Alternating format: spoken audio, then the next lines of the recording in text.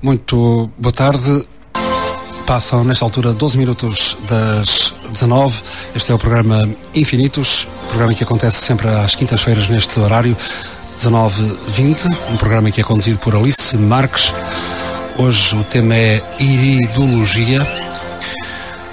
Já sabe que pode sempre participar através dos telefones 256 336 187 ou 913 150 843 e ainda o 961 113 752.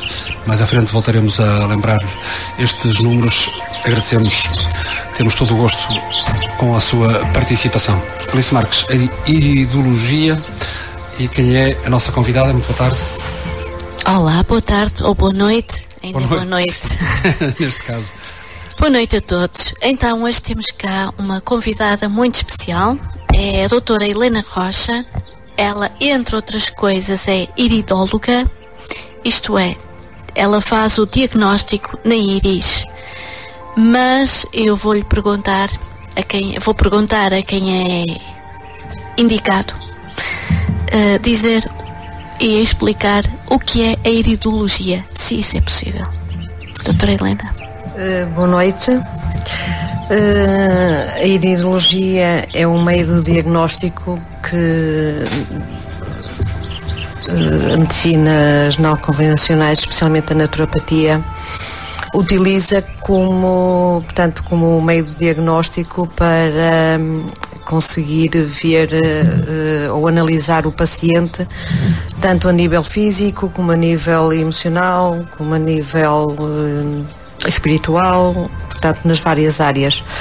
Dá-nos uma segurança bastante maior, porque nem sempre o paciente começa uma consulta com uma abertura total, e nós vendo ou analisando a íris, raramente alguma coisa nos escapa. Quer dizer que vamos ao fundo do problema e vamos encontrar pontos que o paciente ou a pessoa que veio, o consultante, digamos assim, a pessoa que veio à consulta, nem sequer suspeitava que não estavam nas melhores condições. Sim, porque muitas vezes o paciente começa por fazer rodeios, porque geralmente quando estão doentes nunca vão ao cerne da questão, tentam sempre rodear, que é para ver se alguma coisa escapa. Nós, tirando uma fotografia à íris. Isso é bom, porque eu ia perguntar como é que fazem o diagnóstico. É através de uma fotografia à íris, então? Sim, inicialmente utilizávamos uma lupa com uma boa graduação e conseguíamos estar a analisar, só que era um bocado incómodo para o paciente, porque tinha que estar com o olho muito tempo aberto, sempre estanejar, muitas vezes, portanto, a íris deslocava-se para a direita, para a esquerda, para cima, para baixo, e nem sempre nós conseguíamos ver os sinais convenientemente. Com a fotografia? Há relativamente pouco tempo, portanto, apareceu uma lente específica em que não consegue-se ver bem a íris, mas sem flash, porque exatamente. O flash prejudica. Sim. E nós com a fotografia retemos a íris, e depois no ecrã conseguimos ver tudo mais ao pormenor, até porque a tecnologia permite que nós aumentemos, façamos o zoom. Sim. E então conseguimos ver mesmo mais em pormenor. Eu creio, na minha opinião, que deve ser uma ciência maravilhosa, ou uma disciplina maravilhosa. Sim, porque, ora bem, todo o nosso corpo está, digamos, mapeado na íris. Está nos pés, nas mãos, nos ouvidos e na íris. Nas orelhas. Exatamente. Pronto. E na íris, pronto, também se consegue ver, talvez melhor do que noutro ponto qualquer, porque nos pés nós trabalhamos os pontos, na orelha trabalhamos os pontos. Sim. Mas há também um aparelhinho para diagnóstico na orelha que faz um som. Eu creio que não é muito preciso, não tão preciso como na íris, não é verdade? Não, na orelha há um aparelhinho que nós chamamos, que é uma caneta. Exatamente. Em que nós vamos passando e conseguimos ver a energia de cada ponto, o ponto correspondente a cada órgão. Logo, se por exemplo ao passar no ponto do fígado ou no ponto do estômago, se houver um problema, ele apita, faz um som diferente. Sim, ele tanto apita se estiver o órgão muito yang, sim, como reduz quando o órgão está muito yin. Por exemplo, um estômago sem energia está muito yin e nós temos que ativar. Eu vou interromper, vamos explicar o que é isso do estar um ponto yang ou estar um ponto yin. O que é estar um ponto yang? Está com pouca energia ou com demasiada energia? Um ponto yang está em êxtase, está com muita energia. O yang é o masculino? O yang é o masculino, é o mais claro, é o mais alto, é o mais quente. Exatamente. Pronto, portanto está com mais energia. É sempre com mais. O yin é tudo que é menos.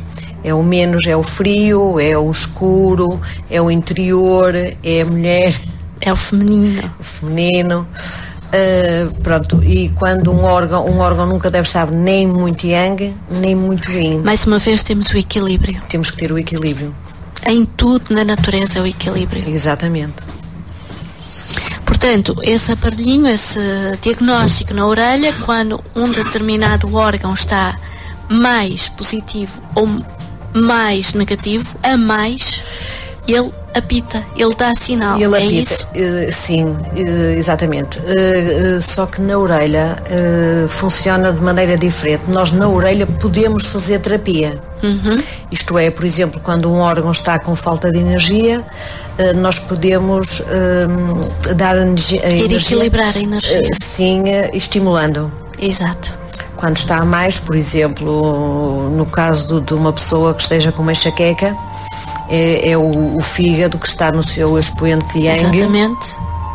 E aí nós podemos fazer umas picadelazinhas, extrair umas gotinhas de sangue e a pessoa fica mais aliviada da dor de cabeça, por exemplo. Portanto, a auriculoterapia funciona mesmo como uma terapia. Exatamente. Já tivemos aqui uma pessoa que pratica auriculoterapia e que explicou de uma forma também muito interessante o que era a auriculoterapia. Exato. Portanto, a auriculoterapia é uma terapia mesmo. Nós podemos tratar uma insónia, podemos tratar uma depressão, podemos tratar, sei lá, por exemplo, para deixar de fumar. É uma ajuda muito grande. Enquanto que a iridologia é o diagnóstico apenas. Não é uma terapia. Enquanto que, vamos pôr isto bem claro para os nossos ouvintes, enquanto que na orelha se pode fazer diagnóstico e tratamento, na iridologia pode-se apenas fazer diagnóstico. Mas eu creio que é um diagnóstico mais aprofundado. Sim, muito mais aprofundado. Porque enquanto na orelha, por exemplo, na zona da coluna, quando nós vemos, por exemplo, aquela zona muito vermelha ou muito gordurosa, tudo isto tem uma explicação. Mas é um diagnóstico que, por exemplo, eu não consigo ir a fundo. Não é tão específico? Não é tão específico. É sempre preciso ajuda, por exemplo, de imagiologia ou ajuda de análise, que é para confirmarmos o que estamos a ver. Na iridologia, eu não quero dizer que também possamos pôr de parte, por exemplo, a imagem. Imagino, por exemplo, que na zona da mama que me aparece um sinal, tipo mesmo um sinalzinho, ou uma lacuna. Vamos pedir uma mamografia para confirmar. Exatamente. Eu não posso dizer à paciente, você tem um problema na mama. Eu tenho que dizer, vamos ver, alguma coisa tem. Pode até ser algo insignificante que esteja no início. Portanto, vamos procurar ajuda. A ajuda é fazer uma ecografia, uma mamografia. Já agora, deixe-me interromper só para explicar quem é a doutora Helena Rocha e o que ela faz. Ela é naturopata. Exato. Sim, sim. Além da iridologia, ela tem outras disciplinas. Exato. Daí estar-nos a falar com à vontade nas medicinas ditas alternativas. Sim, medicinas alternativas ou medicinas não convencionais. Atualmente, aliás, está para sair uma lei que só falta ser publicada, em que as medicinas que antigamente eram alternativas, complementares, atualmente são denominadas de medicinas não convencionais. Muda-se o léxico, continua a prática. Continua, exatamente. Mas pronto, estávamos a falar então do diagnóstico, ou melhor, a confirmação do diagnóstico pela íris. E eu ia fazer uma pergunta. Há alguma diferença, uma vez que a íris é o que dá a cor aos olhos, há alguma diferença entre uma íris clara, por exemplo, os olhos azuis ou os olhos verdes, e uma íris escura, como nos olhos castanhos? A primeira coisa é que não há olhos verdes.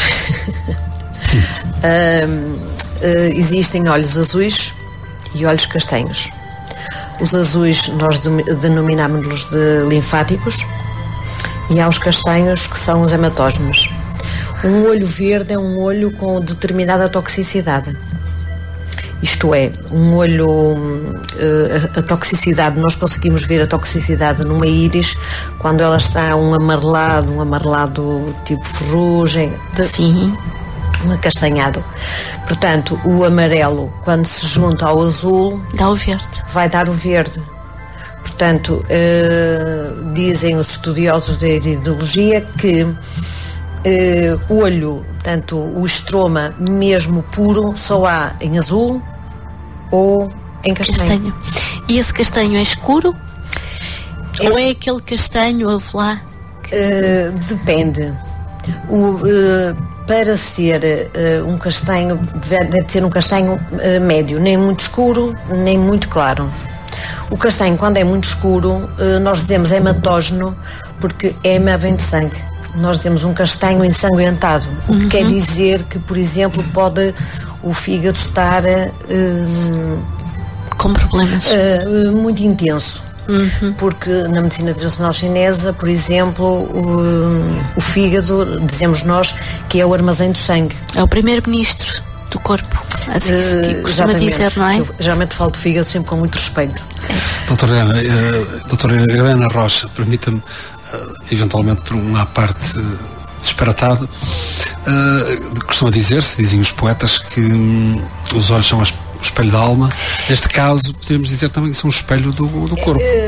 Exatamente. Os olhos espelham tudo. Nós dizemos que é o espelho da alma porque é uma sensação mais profunda, mais nossa. Quando estamos tristes, não conseguimos negar que estamos tristes. Quando estamos alegres, os olhos até se riem.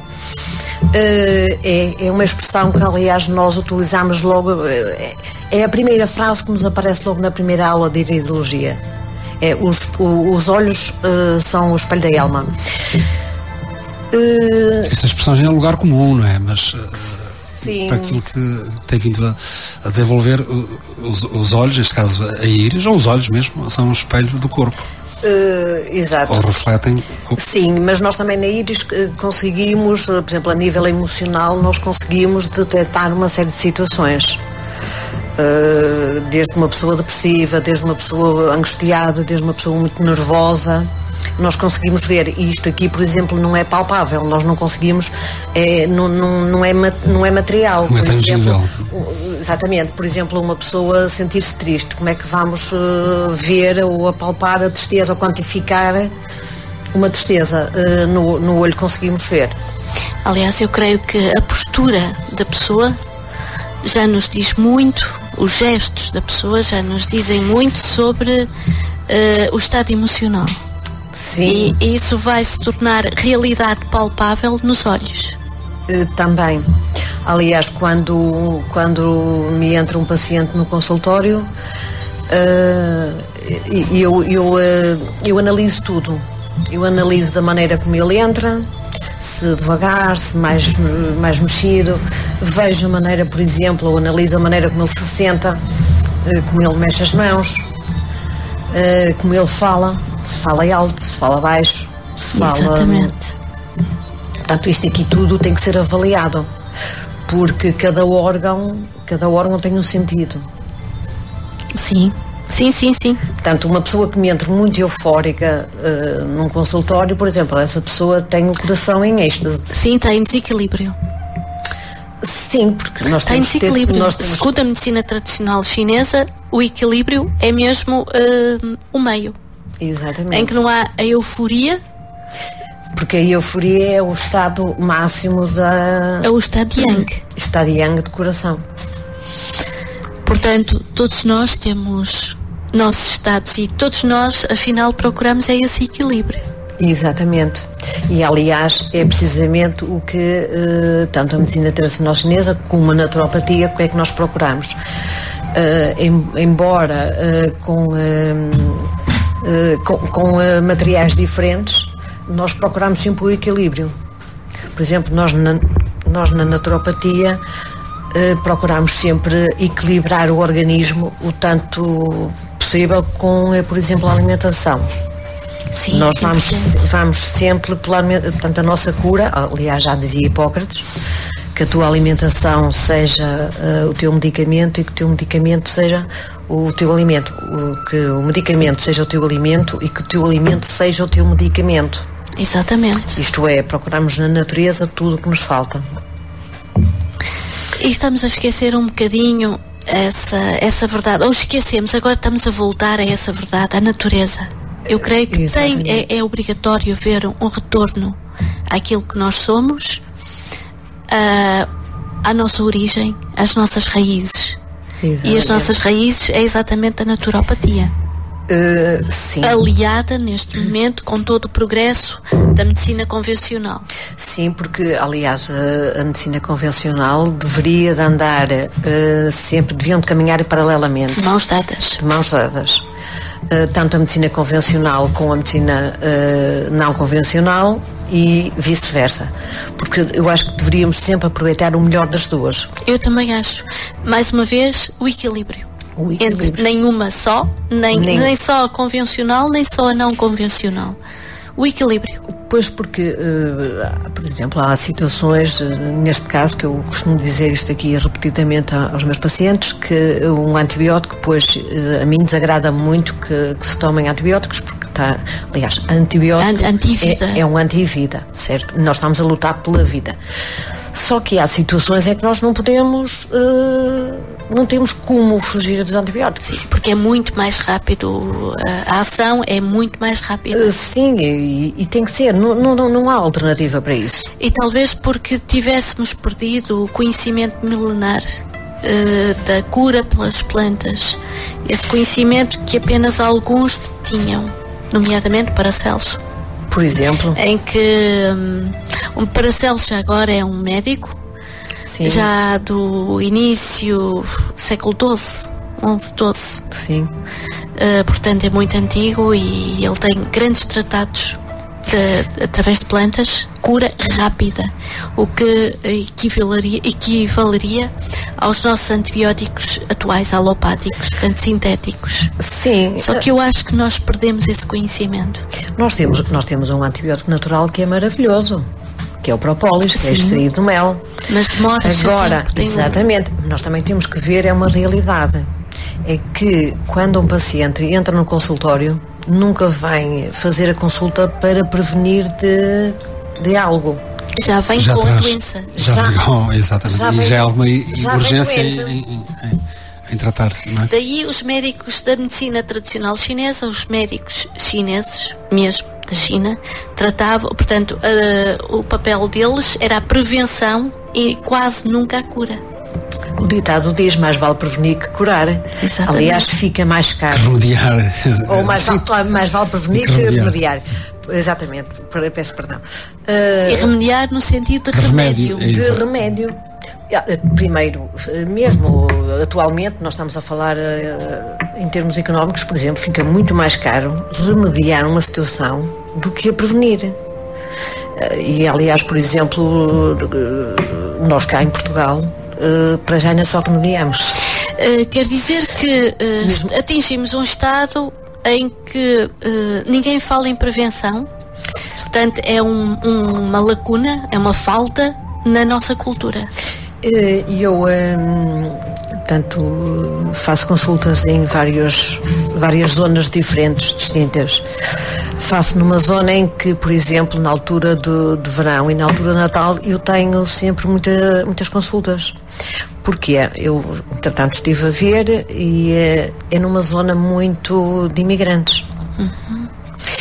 E tanto o imigrante da Suíça como o imigrante de França, eles já vêm um bocado, digamos, educados. Sim, mais despertos. Sim, mais despertos. Portanto, eles quando vêm a uma consulta, nunca vêm já doentes. Eles vêm dizer, eu tenho X idade, olha, veja lá, pode-me acontecer isto, olha, veja-me.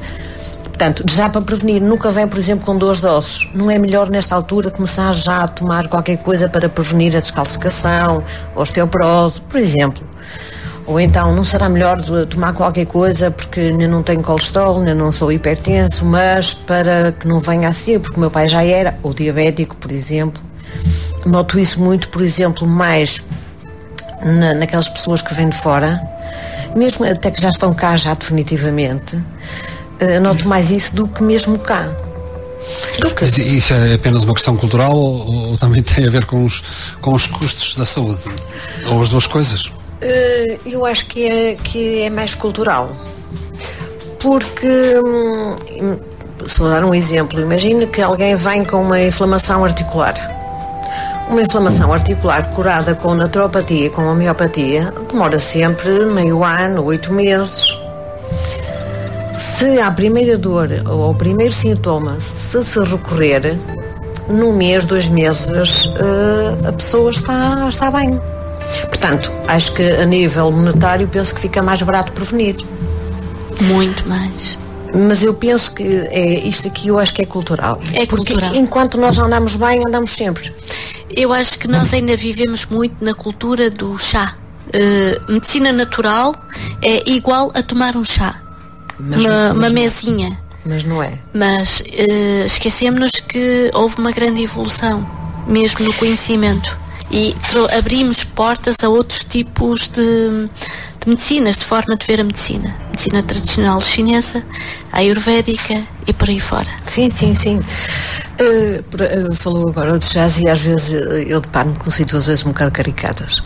Sei lá, por exemplo, alguém que está com colesterol 300, 350, por exemplo, virem ter comigo e perguntam-me, olha, não tenho um chazinho bom para o colesterol? E eu digo, mas quais são os valores? Está a 350. Mas com 350 já não vai lá com chá. Um chá é para depois, quando estiver com o colesterol bem, ir prevenindo. Manda um chazinho que é para não deixar. Agora, baixar, não, nem pensar. Mas pensam ainda muito que os chás que resolvem situações.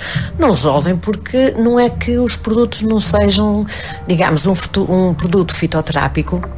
É precisamente uma concentração de plantas. Só que são concentrações altas. Exatamente.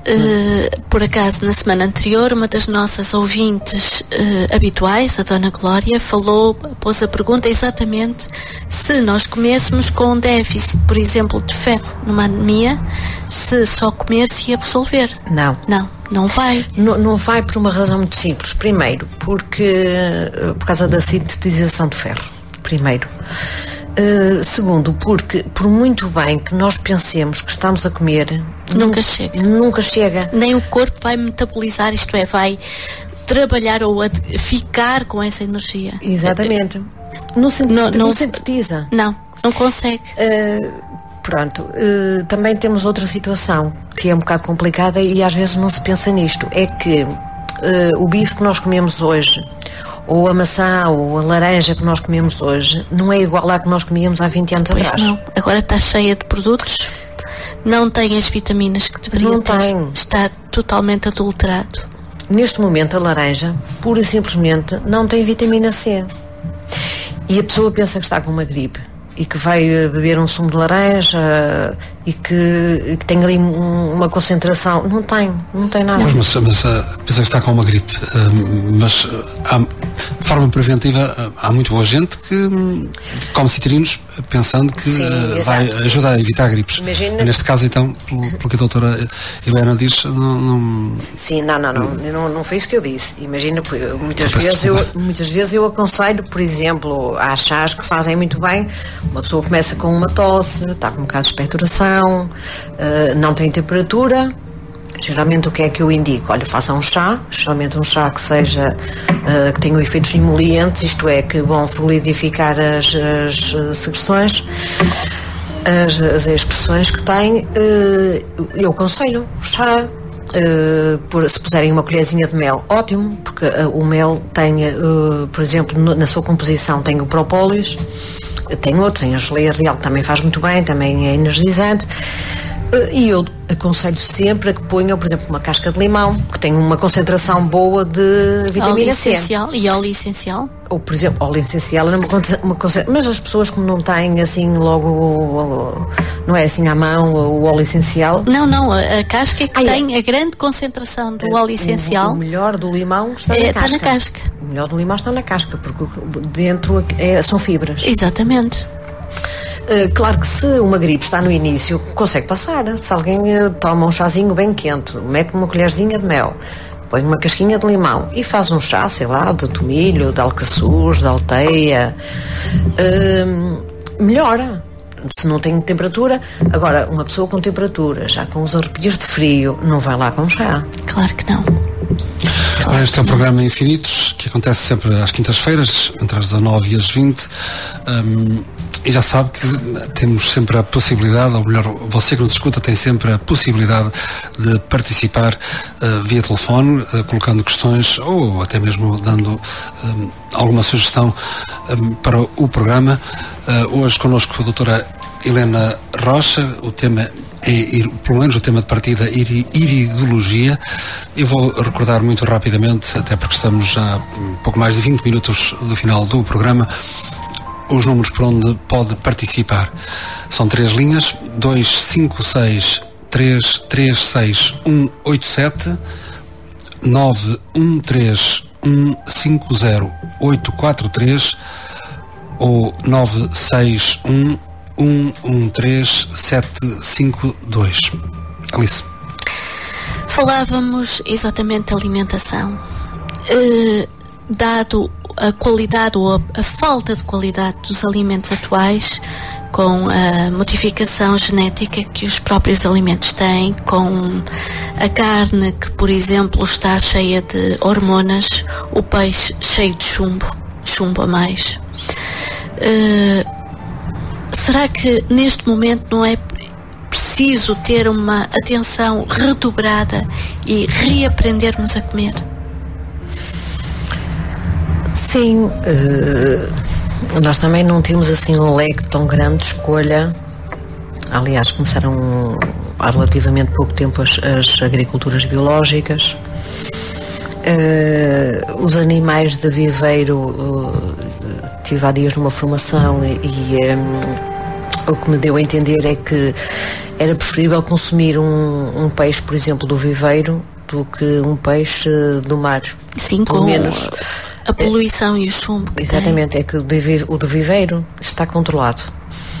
Vai-me dizer, mas ele alimenta-se da ração. Certo, mas é que o peixe de viveiro está em águas correntes. A ração é muito controlada. Portanto, a nível de saúde, talvez fosse preferível. Assim, nós normalmente não temos um leque muito grande, por exemplo, a nível das aves. Há muita indicação para se comer carnes brancas, de peru, carne branca do frango, do coelho. Um frango que seja criado num aviário é um animal por si só.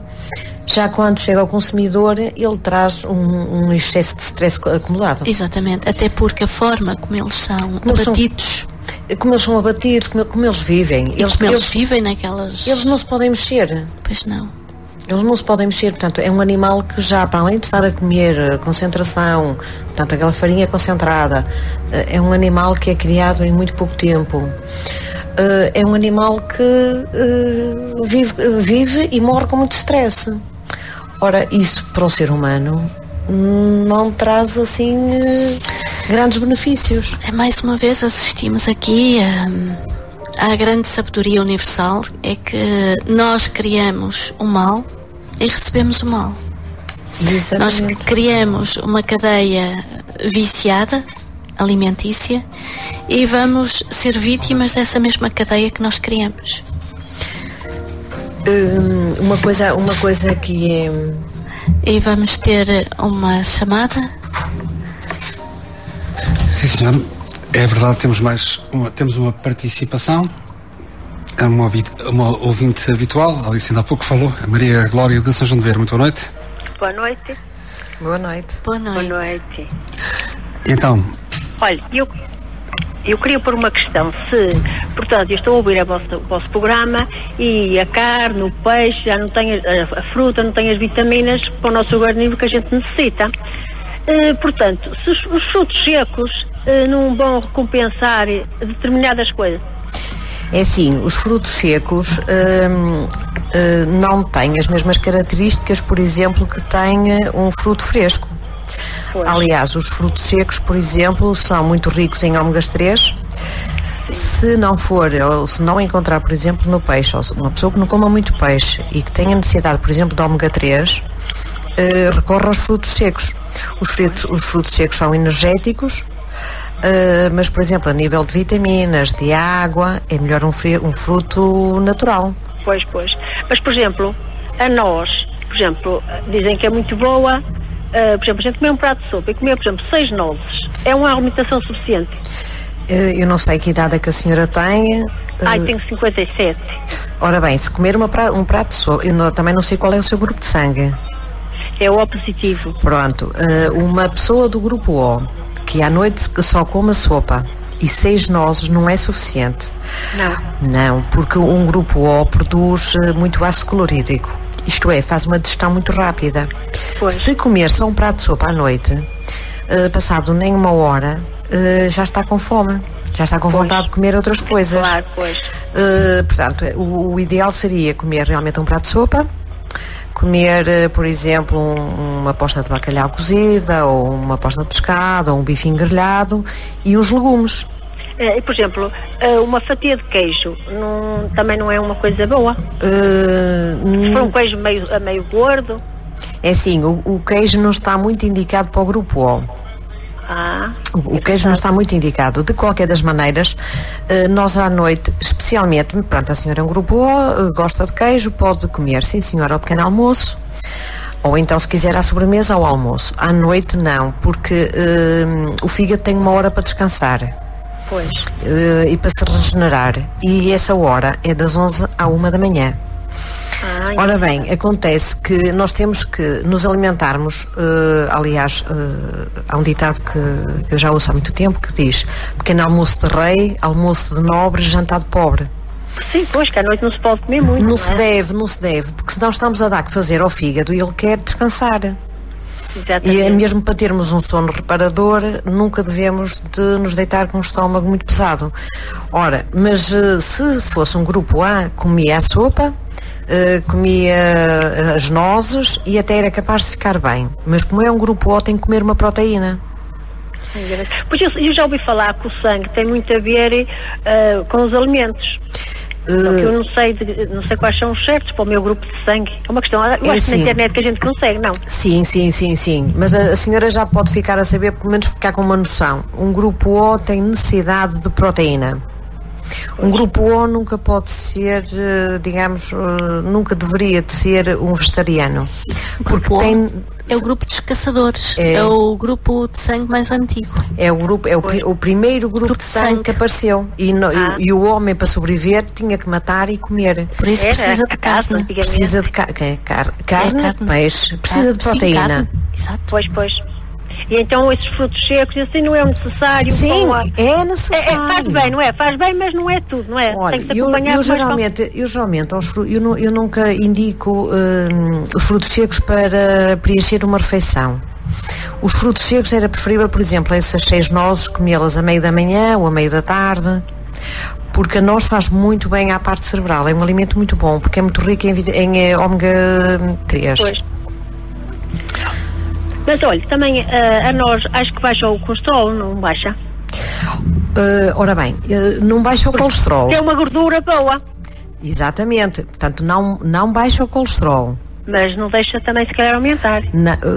Ora bem, eu vou-lhe explicar qual é essa ideia de dizer que as nozes ou os ácidos gordos ômega 3 não baixam o colesterol. O colesterol total não vai baixar. O colesterol bom, que nós chamamos de bom, que é o HDL, é que vai subir, e ao subir o valor do colesterol bom não vai permitir que o colesterol total se fixe nas veias, nas artérias. Portanto, vai fazer com que não se formem aqueles ateromas. Vai evitar, por exemplo, a aterosclerose. Não quer dizer que baixe, porque repare, o colesterol é uma gordura.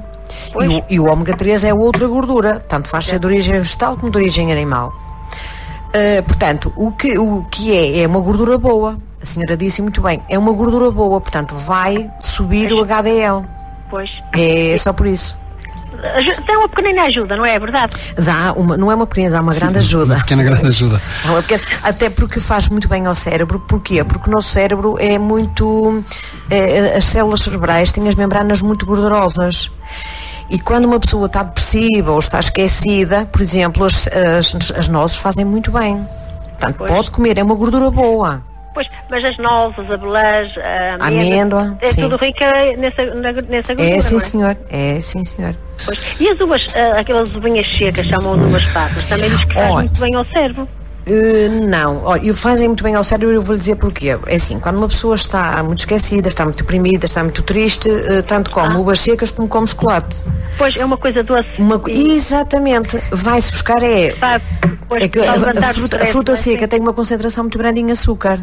Pois tem. E o nosso cérebro é muito guloso. O nosso cérebro, para comer, não é nada nutritivo. Antigamente pensava-se que as mioleiras que se davam aos meninos e que era muito boa.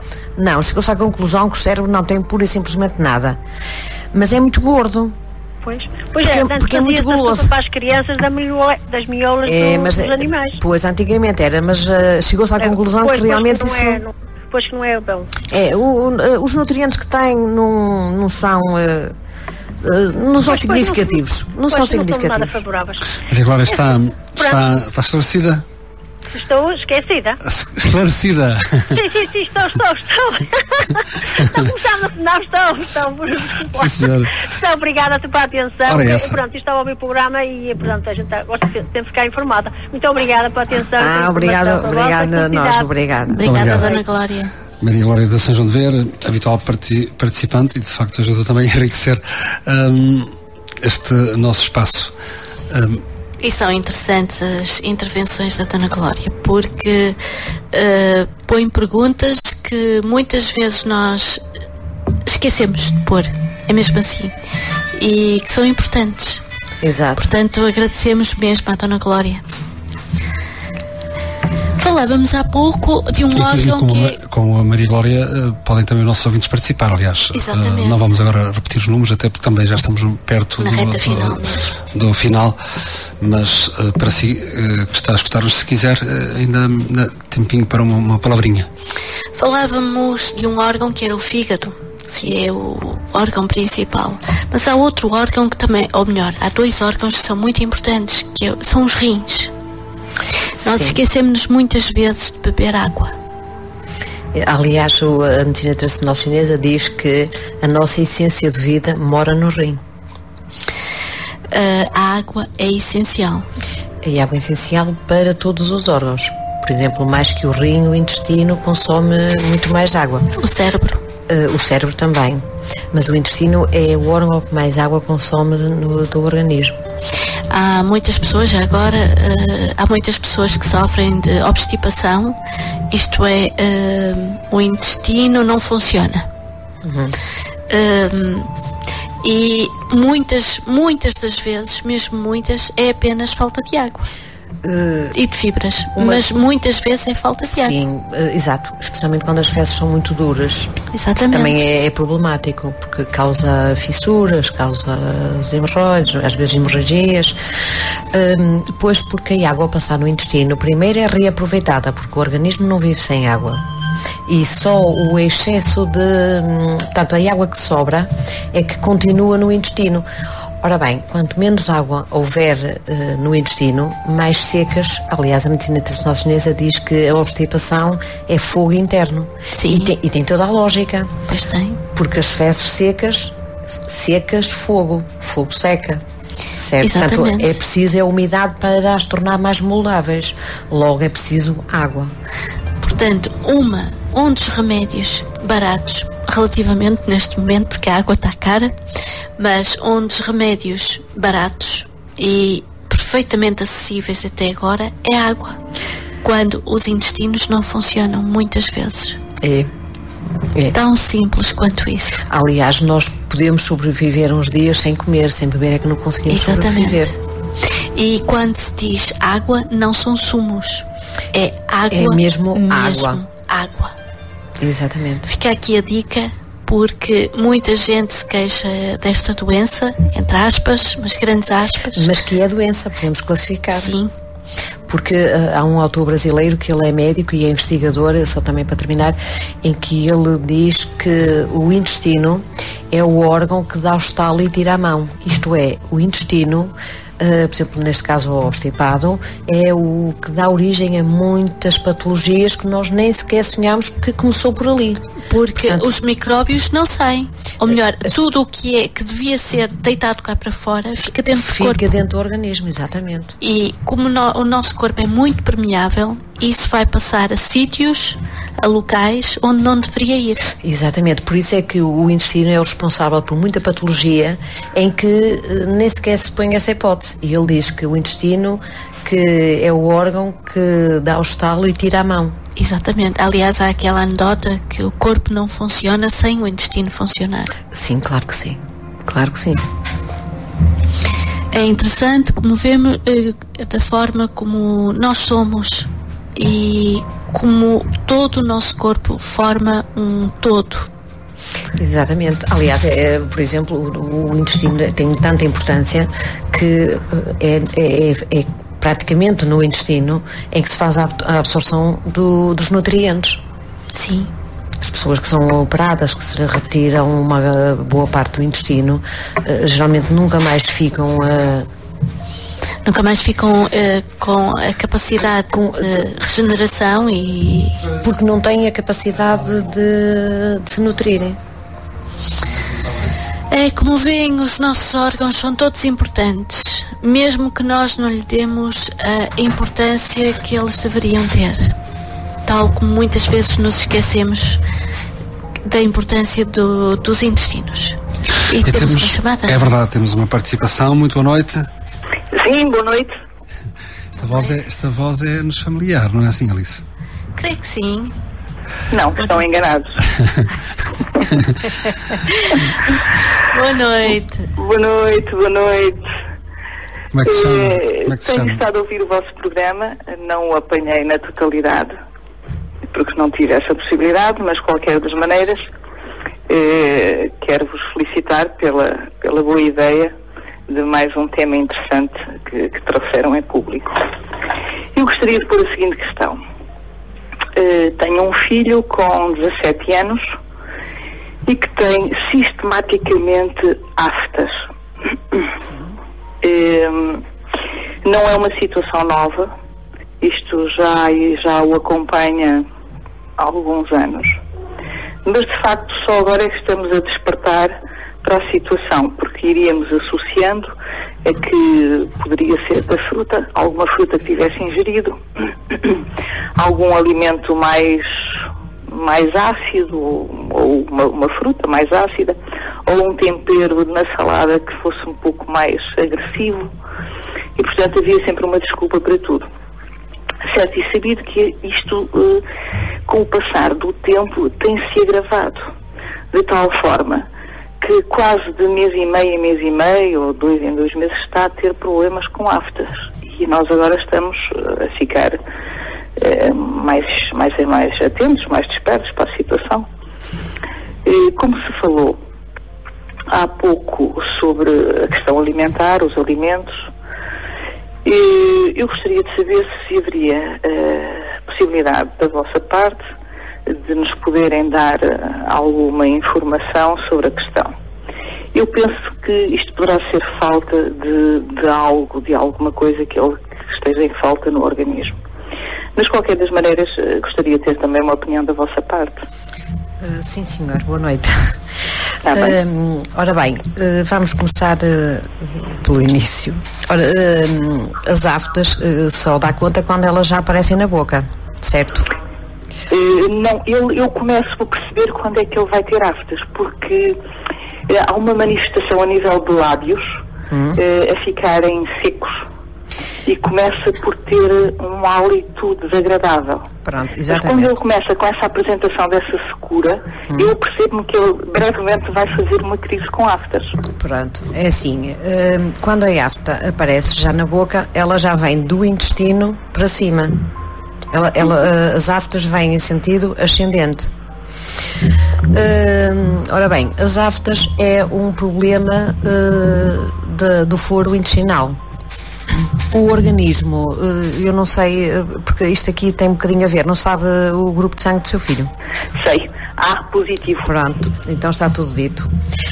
O calcanhar daqueles dos grupos A são o aparelho digestivo. Geralmente têm sempre problemas, não é problemas de doente, é assim, são mais débeis. São mais débeis. Ora bem, os grupos A não lidam muito bem com, ou melhor, não lidam nada bem com a acidez. Geralmente os grupos A são grupos que têm digestões um bocado difíceis. Eu não sei, ele nasceu de parto normal ou de cesariana? Cesariana. Ainda para agravar mais um bocadinho. Pronto, sabe que é diferente quando a criança passa pelo canal vaginal ou nasce cesariana.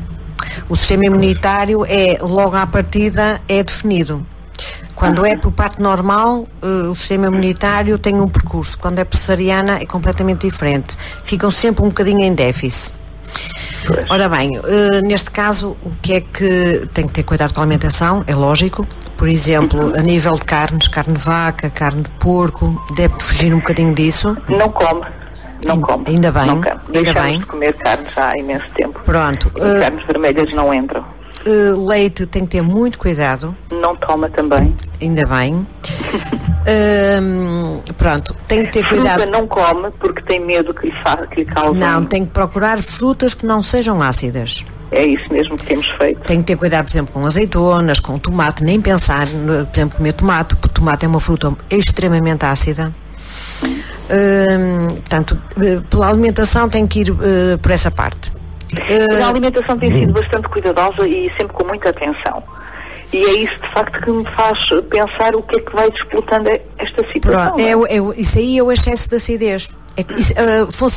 Esse tipo de aftas funciona exatamente como o herpes e funciona como a cândida nas senhoras.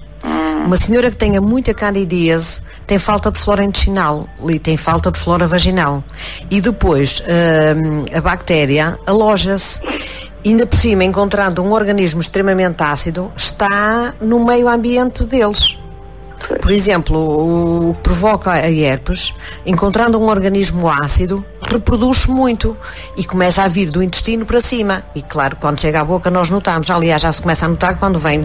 A senhora estava-me a dizer que também notava pelo hálito do miúdo, sim, não é? Sim, o hálito, muda logo o hálito, fica logo. Pronto, porque está a ver, já vem no estômago, vem esófago, portanto aquilo já começa a libertar aqueles ácidos que não cheiram tão bem quanto isso.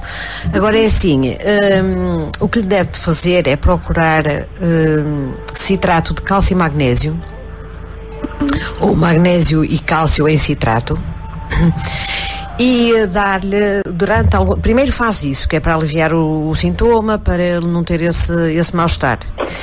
E depois tem que fazer Olha, um bom probiótico, que é para nós, normalmente nós dizemos que é flora intestinal, são as bactérias boas do intestino, que é para reproduzir essas bactérias e para ele ter uma flora intestinal em condições. Depois, juntamente com o probiótico, devia fazer um complexo vitamínico, mas um complexo vitamínico bom, com a presença, por exemplo, de fruto-oligosacáridos, que é para fazer, ou melhor, para evitar que as vitaminas digamos que morram, por exemplo, ao chegar ao estômago com os ácidos. Porque nós tomamos vitaminas e pensamos que estamos a tomar, por exemplo, não vou dizer marcas, mas estamos a tomar um tipo de vitamina em que tem uma quantidade boa de vitamina A, as vitaminas B, a vitamina C, só que quando chega ao estômago, se os ácidos forem numa quantidade razoável, essas vitaminas, a maior parte delas, perdem logo ali o efeito. E qual é que me sugeria, por exemplo? Tem que pedir uma vitamina que tenha presença de fruto-oligosacáridos. Vitaminas em que tenha presença de FOS. F-O-S. F-O-S. Mas isso aí já é na parte final. A primeira coisa que tem que fazer é, portanto, tentar encontrar citrato de cálcio e magnésio. E se às vezes encontrar cálcio, magnésio e potássio também pode ser, mas o importante mesmo era cálcio e magnésio. Muito bem. Em citrato, porque depois também vai encontrar em carbonato, mas em carbonato é mais para os ossos. Em citrato. Em citrato. E ele faz isso. Se encontrar, porque há no mercado, se encontrar em xarope, ainda melhor. Aquilo é assim um bocado leitoso, mas até se toma-se bem. Toma melhor. Depois, um probiótico. E ele já tem 17 anos, portanto já é adulto. Muito bem. Faz um probiótico durante aí uns 3 meses. E juntamente com o probiótico é que lhe pode fazer o complexo vitamínico e vai ver que ele vai melhorar muito.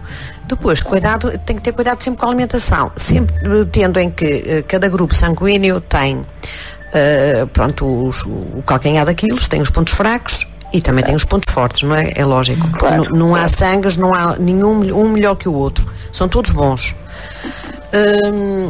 Do grupo A é o aparelho digestivo.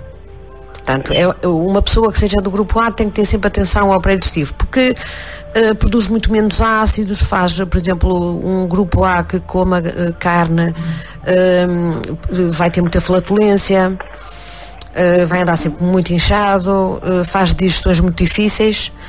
Portanto, o grupo A é denominado, nós há bocadinho estávamos com outra ouvinte, estávamos a dizer que o grupo O é caçador, portanto tem necessidade de carne. O grupo A é agricultor, tem necessidade mais de cereais, vegetais, frutas. As carnes eram as carnes que portanto, os primeiros eram caçadores, caçavam para comer. Os grupos A passaram de nómadas a sedentários. Portanto, criavam os animaizinhos domésticos e comiam. Por exemplo, pode comer ovo, não faz mal nenhum. E então, se for caseiro... não faz mal, ele sente-se bem com ovo. Pronto, se for caseiro ainda melhor. Exato. Temos que terminar. Raquel, um abraço. Muito obrigado pela participação. Muito bem, muito obrigada pela ajuda, que foi grande. E felicidades para todos. Obrigada. Um bem-aja a todos. Uma boa noite. Boa noite, obrigada. Boa noite. E nós estamos no fim, não é? É verdade. Antes mesmo do final, eu queria perguntar à doutora Helena Rocha se rir faz bem também à íris, aos olhos. Rir faz bem ao organismo todo. Pronto, isto para dizer que logo à noite a onda poética, que é coordenada pelo nosso pintor, pelo poeta nosso conterrâneo, o professor Antero Monteiro, a onda poética vai estar presente no Salão Nobre do Orfeão da Feira com uma tertúlia poética precisamente chamada Poesia do Humor. Portanto, eu só estou a aproveitar a embalagem para convidar os nossos ouvintes a se deslocarem ao Salão Nobre do Orfeão da Feira aqui no Centro Histórico de Santa Maria da Feira. Alice, vamos então terminar. Quero agradecer à doutora Helena Rocha, que trabalha, por acaso, também aqui no Concelho da Feira, em Passos de Brandão. Quem a quiser consultar, ela está em Passos de Brandão. Se quiserem mais referências, é só contactar-me. A todos, também queria agradecer ao Dinis. E uma última palavra da autora. E eu sei que estamos muito atrasados, Vou pedir à doutora Helena que feche o programa. Agradeço-me terem convidado a vir cá. Acho que as pessoas que deveriam estar mais despertas, mais atentas. A comunicação social informa muito, portanto, ninguém tem o pretexto de dizer eu não fiz porque eu não sabia, ou eu fiz isto errado porque não sabia. Hoje em dia isso não é desculpa. E olhem pela saúde, porque nós estamos a viver muito mais anos e havíamos de viver com qualidade. E pronto, ficamos por aqui, prometendo voltar na próxima quinta-feira à mesma hora. Boa noite. Boa noite. Boa semana.